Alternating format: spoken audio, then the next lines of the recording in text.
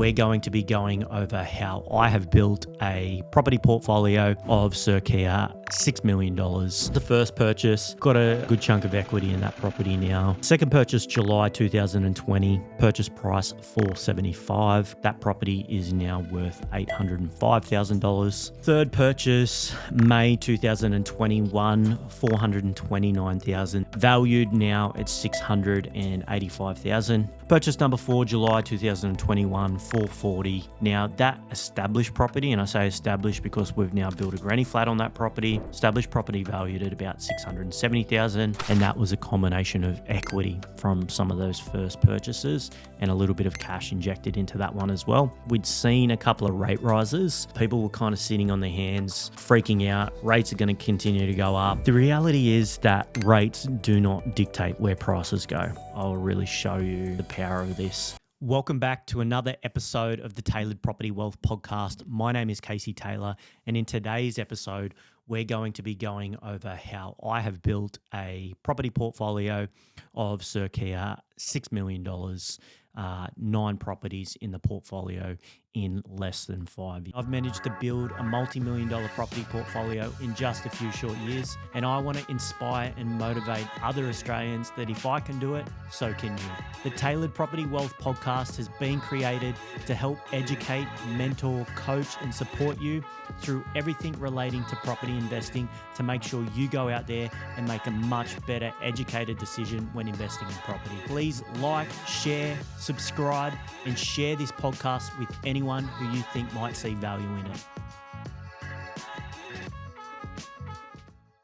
So some of the purchases kind of be a double up from a previous episode we did a couple of months ago, but just been getting a lot of feedback that people want to see kind of an update of where where the portfolio is at now, a couple of purchases that I've made this year, and just kind of the plans moving forward for the portfolio.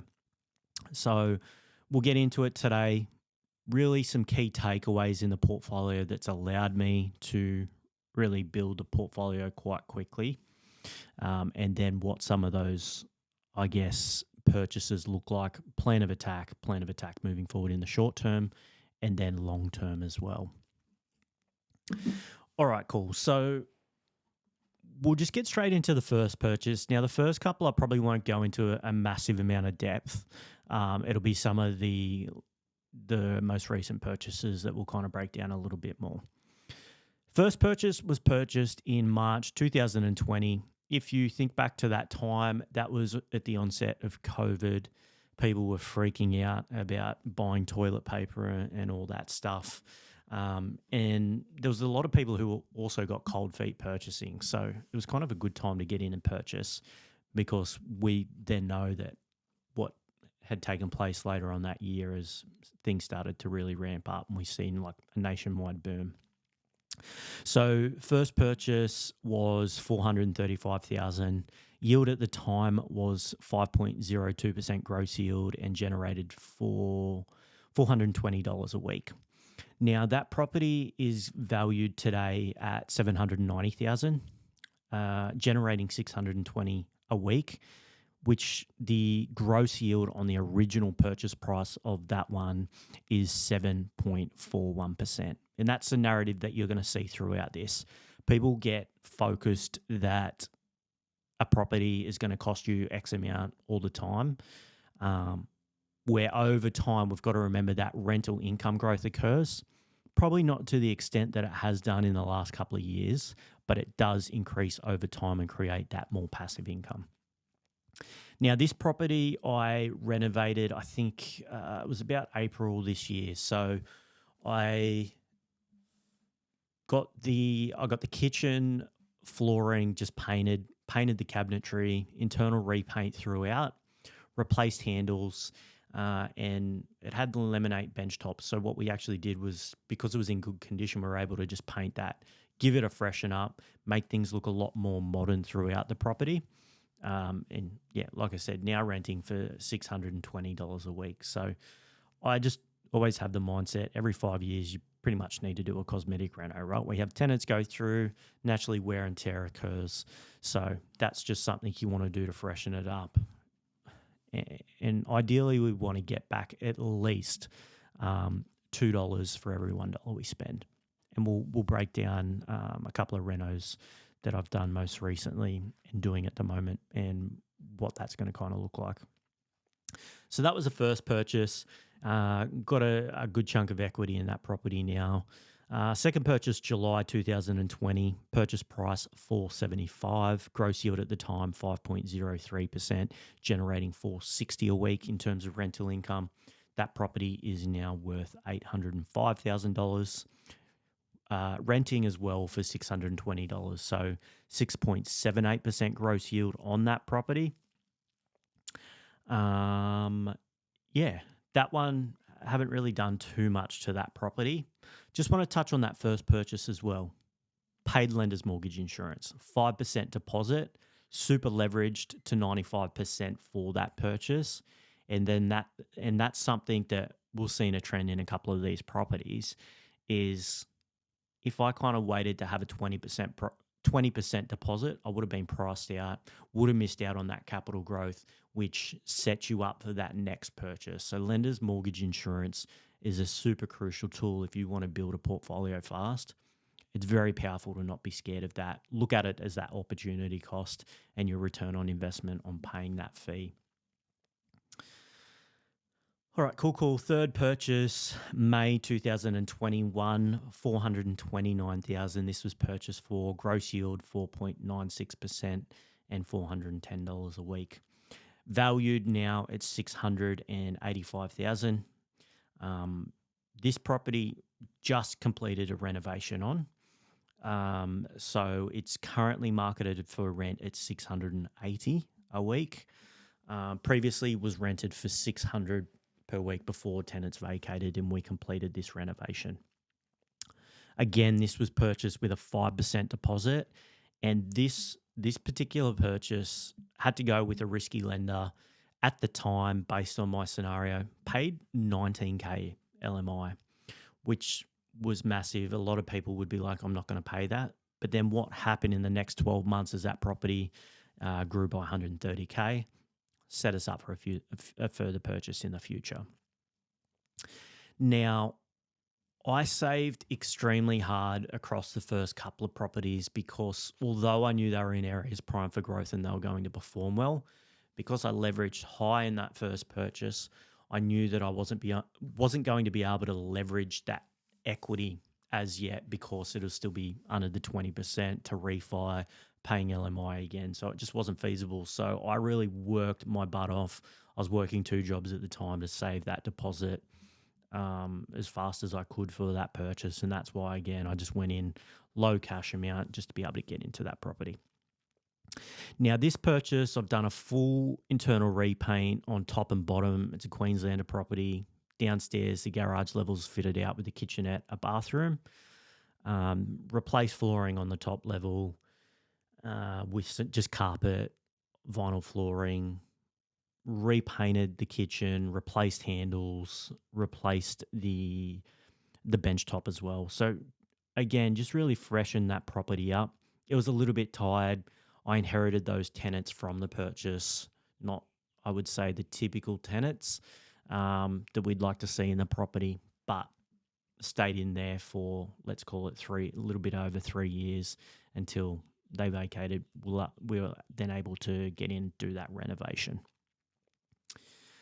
Now, this particular property, I'm in the motions of getting a granny flat approval at the moment. So just waiting for the engineering report to come back, soil testing, we'll get that plan in place and then looking to obtain the finance for that purchase.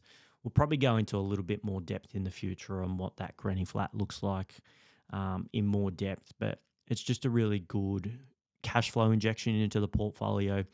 And this one, based on the local government area and the council, we do have a time frame to be able to build that granny flat and it be grandfathered as a rule, as the Queensland government have kind of put a blanket rule across that there are some infrastructure builds that can take place. So yeah, looking forward to kind of get that one started in the portfolio, add back some cash flow, add some more supply to an area that does need it uh, as well. So look, it's a benefit to me, right, with that cash flow in the portfolio, but it's also benefiting tenants and renters out there that are struggling to find the supply because it is so tightly held at the moment. Purchase number 4, July 2021, 440 was the purchase price, 4.96% gross yield, $420 a week. Now, that established property, and I say established because we've now built a granny flat on that property, established property valued at about 670,000, which is a 6.85% gross yield, as the property is now rented for $580 a week. Again, used lender's mortgage insurance on this property, and that was a combination of equity from some of those first purchases and a little bit of cash injected into that one as well. And then about 12 months after this purchase, we were able to then complete the granny flat build on this one. So spent roughly around $200K, and that property at the time rented for $410 a week. So straight off the bat, 10.66% gross yield. And it has had just a little bit of an increase. So currently rented at $430 a week, which is an 11.18% gross yield. So really good injection into the portfolio just from that gross yield point of view. This particular established property was on a nice large 900 meter squared piece of land. So even though we've cut that off with a fence, that established property still has a really decent backyard, and then we have some side access for the granny flat. Separate meters as well for this property. So it's one title, 2 separate meters. So electricity, water, everything is separate for those tenants and rented out to 2 separate households. Yeah, cool. Next purchase was August 2022. Now, I just want to set the scene here a little bit at this time, because this is where people were really starting to freak out a little bit. We'd seen a couple of rate rises. People were kind of sitting on their hands, freaking out. Rates are going to continue to go up. It's going to cost more to hold. Everything. Mainstream media were banging on about it massively. The reality is that rates do not dictate where prices go. Sure, some marketplaces definitely get affected, but where we were purchasing has not been affected, and I'll really show you the power of this in a moment. So, purchased this property for $450K. This property was online, and it was listed at $499 and above. Now, this had tenants in place. Tenants are still in this property today, but they're messy, it didn't present well, and it had really low rental income over 12 months following that purchase. So it was something that not a lot of people would stomach, right? Rates are going up. Gross yield at the time of purchase was 4.27%, $370 a week. So just a lot of people didn't want to move on it. I moved on it, secured at $50K under that list price. And like I said, those tenants are still in there today. And this property, it was under market rent. Tenants knew that as well. And I set that expectation that, hey, this property is under market rent. It will increase in line with the market once it does come to the end of that tenancy. I just set that expectation and communicated that with the tenant at the time. They were completely okay with that.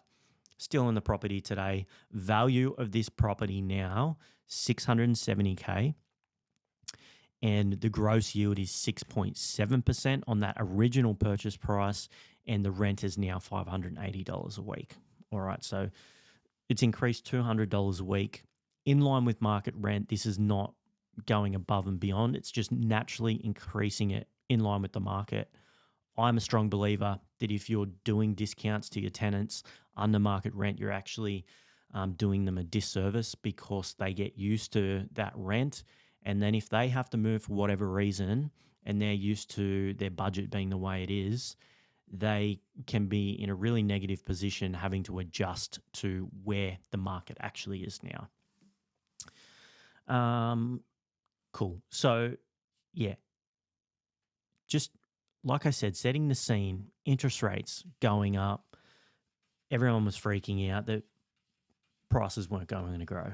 That property is now 220K above where I purchased it. Now, I settled on that in October 2022, less than 2 years ago. And because of the equity that I made in that property, heaps of people were scared to take action at the time. That equity I've now used to purchase more property. So this is why I always bang on and say purchases you make today are going to set you up in 2 and 3 years' time for further purchases. Something I hear often as well, borrowing capacity comes in lower than where they were expecting it to be. And what they say is, I want to wait until I can purchase a 650K property and I've got that borrowing capacity. I've got a property now that's 670K property value, right? But 2 years ago it was 450. The asset type hasn't changed. The quality of the asset hasn't changed. It's just grown in value, and the price of that same property is now far more expensive to go out and borrow with the bank to purchase that same asset. So get in as soon as you can. It's a clear indication of these timelines, rates rising and property still performs. So it just doesn't make sense to save a couple of grand in repayments or whatever it is to miss out on massive, massive growth that sets you up for future purchases and continues to build on that wealth base. Now, this property, the tenants, although messy, look after the property well, right? Don't really hear anything from them. So I guess they'll stay in there. I'll look after those tenants. And once they do move out, again, I'll complete a little bit of a reno on that property, freshen it up, and keep moving on. Next purchase, which is purchase number 6, got this under contract late 2022, so a couple of purchases that year. And again, these purchases were a combination of equity and a cash injection into them. Now, I delayed the settlement because, again, purchased this property, which at the time was well under rented as well. So it was $410 a week. So 4.26% gross yield. Purchased this property off market for $500K. The rent on this one now, I did a reno on it once those tenants moved out. They wanted to move out. Just internal paint, carpets, and I'm pretty sure that was it. That's all it needed. So the rent now with new tenants is $600 a week, which is a 6.24% gross yield. So massive uplift on that property. And what I did with this purchase, it was an exclusive off-market to us here at TPW and obviously me. Now, in CoreLogic, it was actually listed as a 4-bed, 2-bath property, but it was actually a 5-bed. So I was able to purchase that under market value for a 4-bedder. And then what I did, once I got it unconditional and that deal was locked in, I just went through to CoreLogic and requested that be updated with the correct data. And then it boosted the equity even further off the bat once the data was pulling correctly. So that purchase now $680,000. So again, massive uplift, $180K. Like I said, I settled early 2023 on this property. So less than 2 years ago, massive equity uplift. And again, because of that equity that I've created on those 2 purchases where everyone's freaking out, the rates are going up, I'm now in a position where this year I've been able to make a couple more purchases. All right, another purchase we made, which was purchased for $420,000 on market. Gross yield when we secured a tenant for this one was 5.44%. This was a South Australia purchase, $440 a week. So the yield there a little bit higher than that of the Brizzy purchases.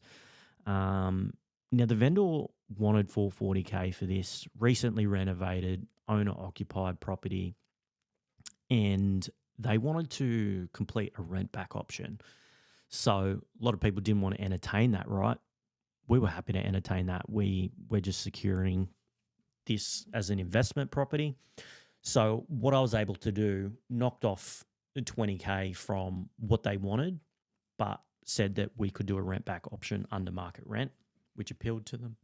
And that's how we were able to get that deal done. So we sacrificed a little bit of that gross yield initially, just until the owner found another property to purchase.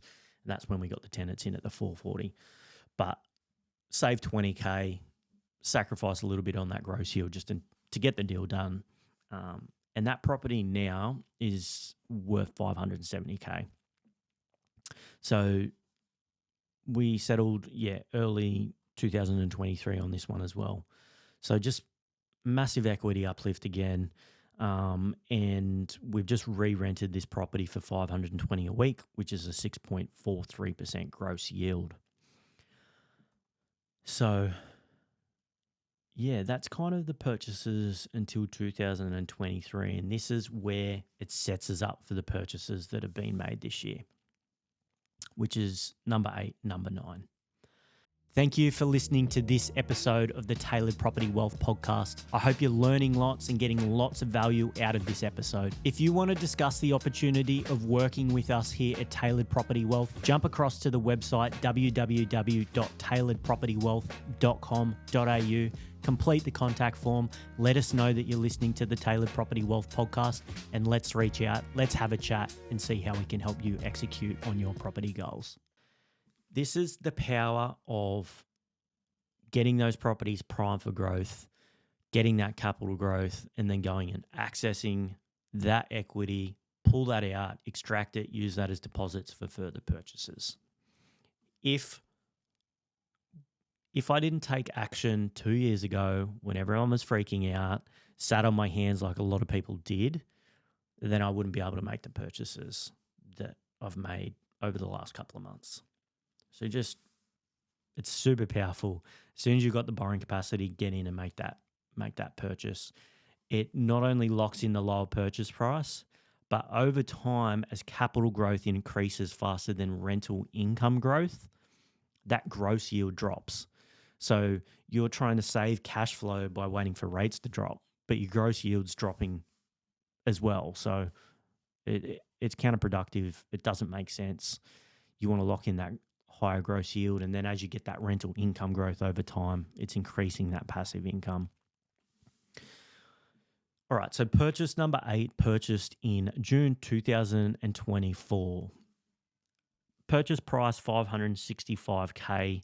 Now it's got tenants in place until I think it's March 2024, only paying $450 a week, which is a 4.14 gross yield. So it is low. Scares a lot of people off because those tenants are in place, right, with the lower yield. And this property was going to auction. And this is just sometimes what they do, tenants in place, whatever, we'll put it to auction and just let the market kind of speak, do its thing. Now, I wanted to secure this property because I had a granny flat play. There's some changing in the planning scheme. So this is an 800 meter square block.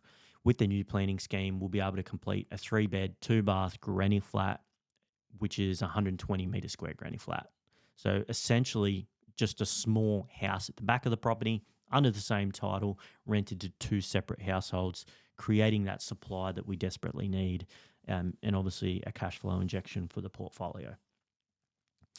What I did is I went to the agent, understood kind of the vendor's motivation, and I was able to put in some really short terms from finance, pest and building to make sure that that property was unconditional prior to the scheduled auction, meaning that the deal was locked in before the vendor was kind of planning to once it goes to auction on that particular Saturday. And then I just did a short 30-day settlement just so the vendor was like, yep, this is going to be wrapped up nice and quickly and get that done. So that's how we got that, I guess, done prior to auction. Looking at some comparable properties, I moved on this really quickly because there's a comparable property that sold in the exact same suburb, exact same piece of land size, and the exact same floor plan, it sold for 630K. So massive injection on the way in, purchasing under market value, which is what we always do in the portfolio and for clients. You get in that area prime for growth and you get a little bit under market value, it just speeds up that capital growth and that equity you have available to go again sooner.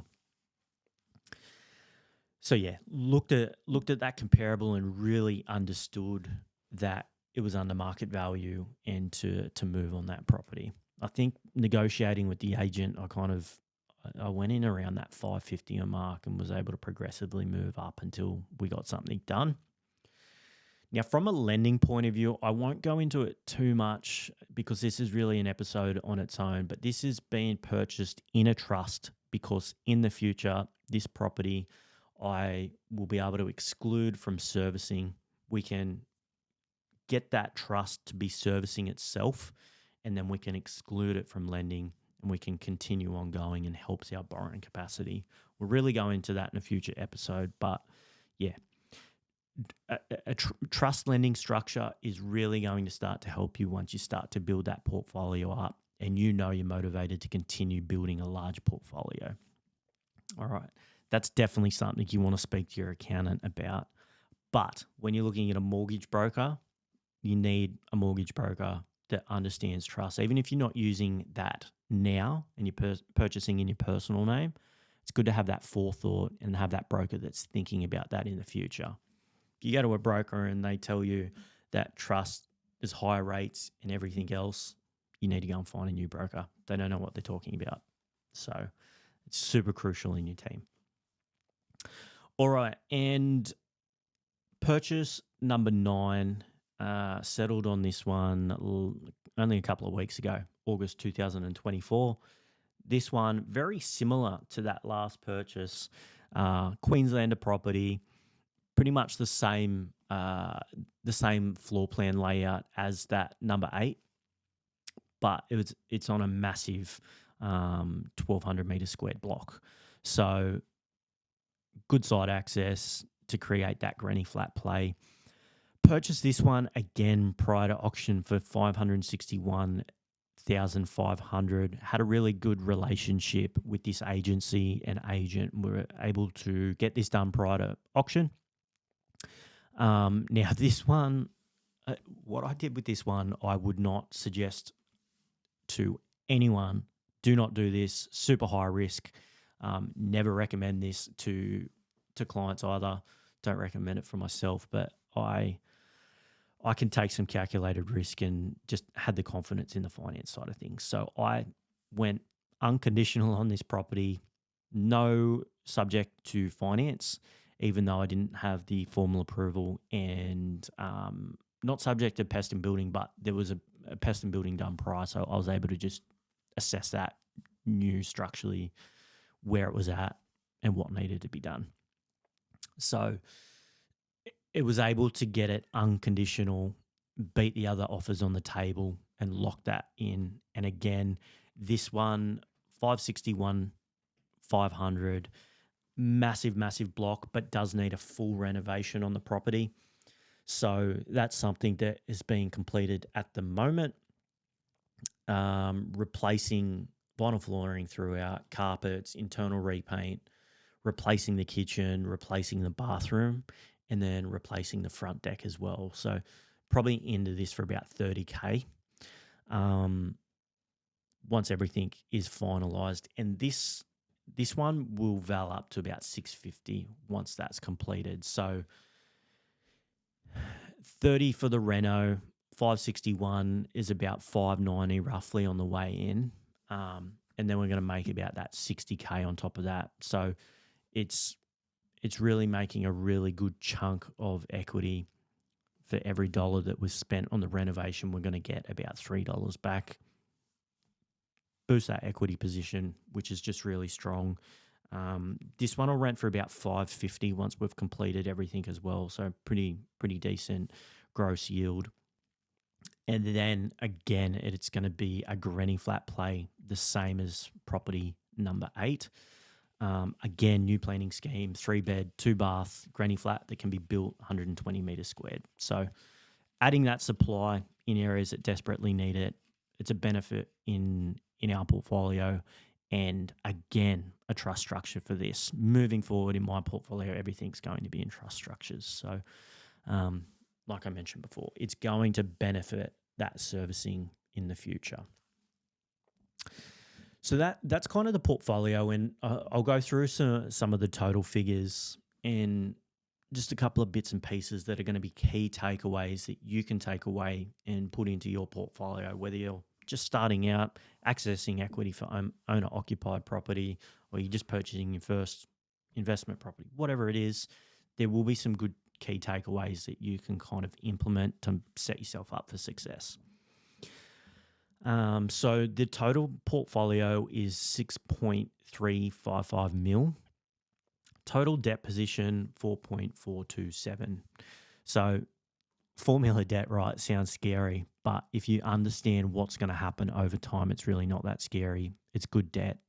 We want to get into as much good debt as possible to hold that largest wealth base possible. So LVR position right now is 69.66%, and that's always going to fluctuate for kind of the accumulation phase. A little bit of growth takes place. It starts to drop that LVR, but then we've got a little bit more equity we can access. We go out, access some of that equity, make further purchases. The LVR will bump back up. So net worth is, let's call it 1.9 mil. This isn't including any cash or anything, so it would be above that, but that's just portfolio itself. Total gross yield across the portfolio is 7.24%. Now, that is factoring the purchase price of property and the renovations I've completed on properties. So all in metro locations, and have a gross yield of 7.24%, which is not bad, and that will continue to increase over time. Total rental income, 293K is the total rental income across the portfolio currently. And that's just including once we find a tenant for that last property, when we're still just in the renovation of that property at the moment. Now, if we fast forward 15 years and we make a couple of assumptions, 15 years from today, paying no debt down and assuming a 5% annual capital growth rate on average per year and a 2.5% rental income growth rate on average over that 15-year period, the portfolio total value will be 13.2 mil. Total debt is going to remain the exact same because we haven't paid anything down, right? 4.427 mil. Not paying any debt down and just letting time do its thing, our LVR drops to 32%. Lowering our risk, getting more discounts on our rates with the lenders because the risk profile that the lenders look at is deeming us to be lower. Net worth is now 8.78 mil. Total gross yield, it kind of just is going to depend where everything grows to, right? But the total rental income in 15 years, 424K. So some massive growth there once we look at those numbers. And that's why it is not scary to get into debt. Because if we can get into as much debt as possible and we can just hold and maintain that over time, it's going to be very powerful. And that's just 15 years, right? What's it going to look like in 30 years' time? And the sooner you can start your portfolio in your 20s, in your 30s, and that 30-year period, you're into your 60s, it's just going to be massive. So I guess just that time frame, a couple of really good things to remember is inflation devalues debt over time. So that debt value has remained the same. We haven't paid anything down over that 15-year period, but that dollar amount is now worth far less in 15 years than it is today. Rental income growth. Rental income growth happens over time. So you can see that rental income in the portfolio has increased, 130K in that 15-year period. So it's creating more positive cash flow. It will get to a point where it just won't cost you anything to hold. And that's where what you can do is, if you had that passive income, you can start to convert some of that debt to principal and interest and pay some of that debt down. So you're actually then increasing your net worth a little bit if you can be really savvy with that cash flow.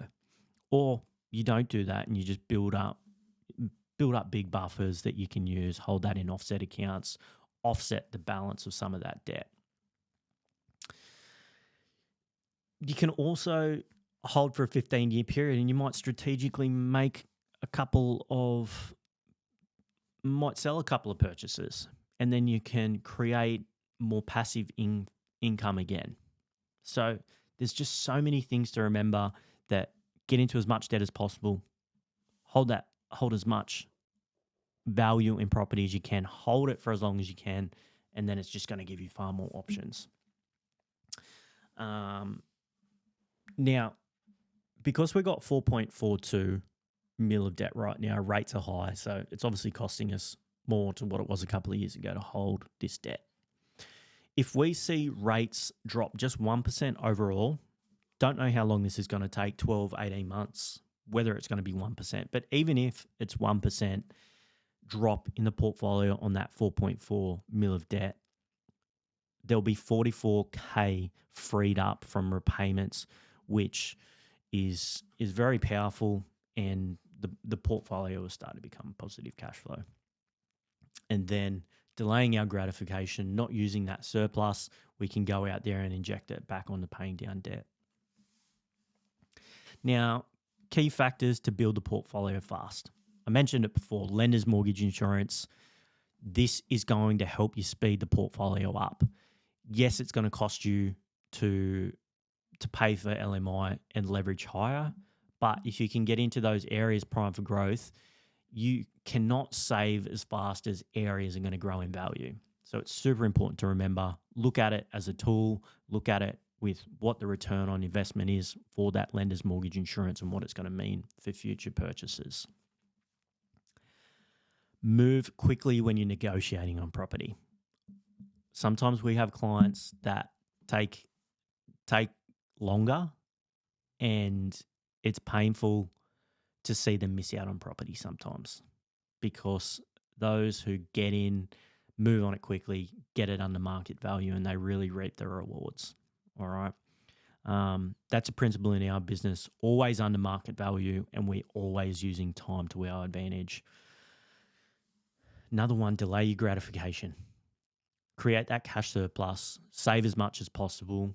But once you start to make purchases, don't say, well, I've made a couple of purchases now, we can just spend willy-nilly. Use that additional cash to continue saving to inject into further purchases, or use that to start paying debt down sooner, or build up that offset account and help offset the interest.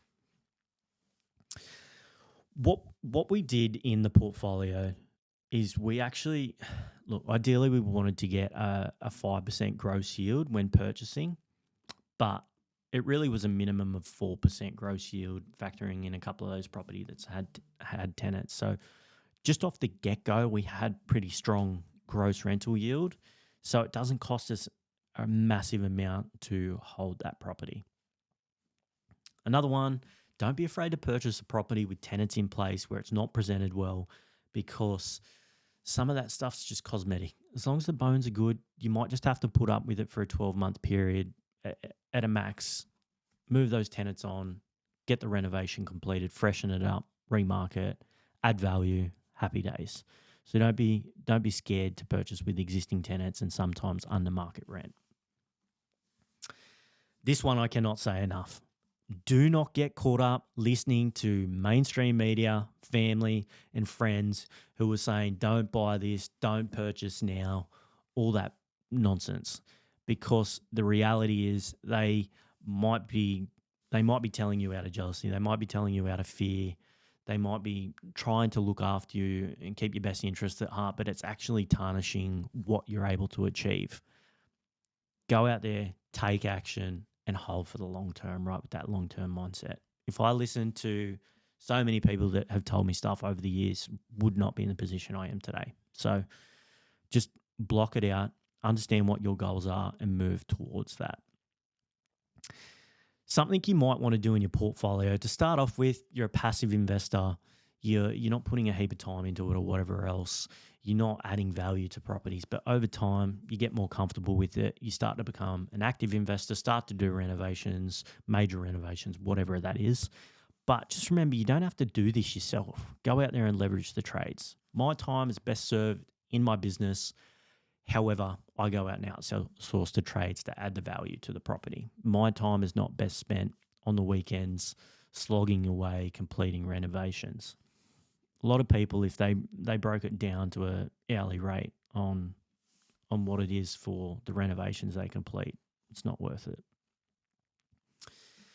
And the goals moving forward for the portfolio, I want to hit 10 by the end of the year. That's the goal, and ideally the 7 mil mark.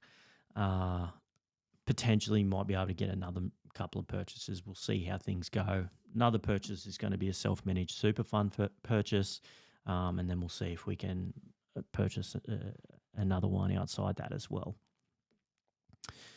The long-term goal is to build a portfolio of 20 mil in gross assets, not including an owner-occupied purchase.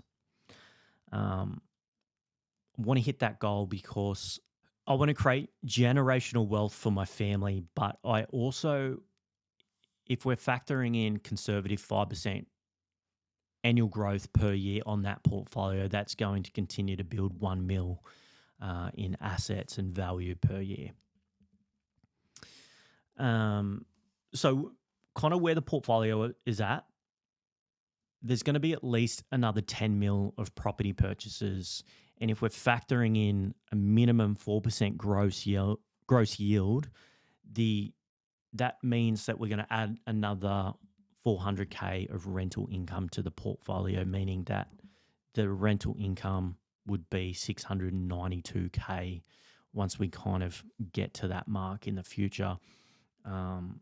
Allocating, there's going to be some growth in the portfolio, 10 mil of purchases, that will probably get us to kind of hit that 20 mil.